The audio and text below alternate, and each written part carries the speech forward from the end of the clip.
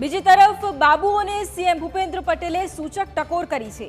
જે કીટલીઓ ગરમ છે એ શાંત થવી જોઈએ। સત્તાના નશામાં ઉછળતા બાબુઓને સીએમએ શાનમાં સમજાવ્યા।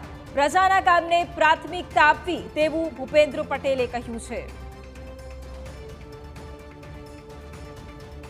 તો બાબુઓને સીએમ ભૂપેન્દ્ર પટેલની આ સૂચક ટકોર જોવા મળી। તેમણે કહ્યું છે કે જે કીટલીઓ ગરમ છે એ શાંત થવી જોઈએ।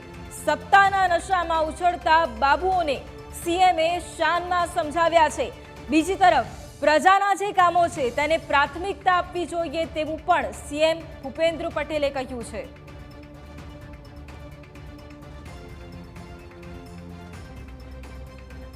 કરી દીધું કે ભાઈ આજે અહીંયા જઈએ, તમારા બધાની સાથે વાતચીત કરીએ।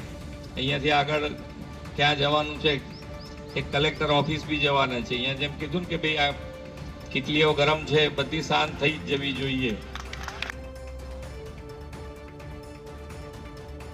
મુખ્યપ્રધાન ભૂપેન્દ્ર પટેલ ગઈકાલથી જ સતત અધિકારીઓને ટકોર કરી રહ્યા છે। બાબુઓને ફરી એક વખત સીએમ ભૂપેન્દ્ર પટેલે એક સૂચક ટકોર કરી છે।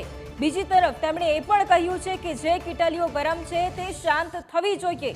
સત્તાના નશામાં જે બાબુ ઉછળતા હોય છે તેમને પણ સીએમ ભૂપેન્દ્ર પટેલે શાનમાં સમજાવ્યા છે। ઇનપુટ એડિટર મયુર ફોન લાઈન પર છે। મયુર, એક તરફ ભૂપેન્દ્ર પટેલ જે અગ્નિકાંડની ઘટના બની ત્યારબાદથી અધિકારીઓને લઈને સતત એક્શન મોડમાં છે। ગઈકાલે પણ તેમણે ટકોર કરી હતી, આજે પણ એક તરફ સરપ્રાઇઝ ચેકિંગ કર્યું અને આજે પણ એક સૂચક ટકોર। શું સૂચવે છે તેમના એક્શનને લઈને?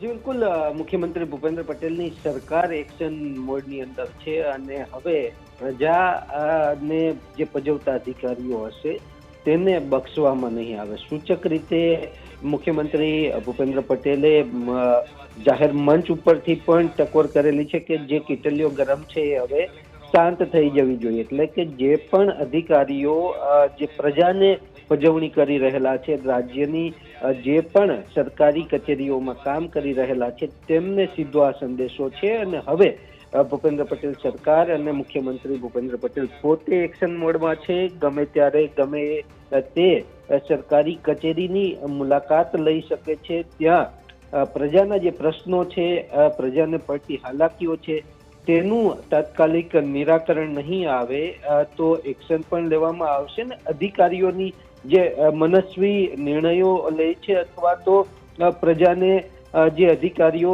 એક ગાંઠતા નથી, વારંવાર ધક્કા ખવડાવે છે, તો તેવા અધિકારીઓની ખેર નથી। સાથે જ અલગ અલગ જે કચેરીઓ છે તેની અંદર સરકારી બાબુઓ દ્વારા ભ્રષ્ટાચારનો વ્યાપ પણ ફેલાયેલો છે, તો તેની સામે પણ લાલ આંખ કરેલી છે। અને છેલ્લા 15 દિવસની અંદર તમે જે રીતે જુઓ તો એન્ટી કરપ્શન બ્યુરોને પણ સક્રિય કરી દેવામાં આવેલું છે। તે પણ સરકારી અધિકારીઓ સામે પગલાં લઈ રહેલા છે।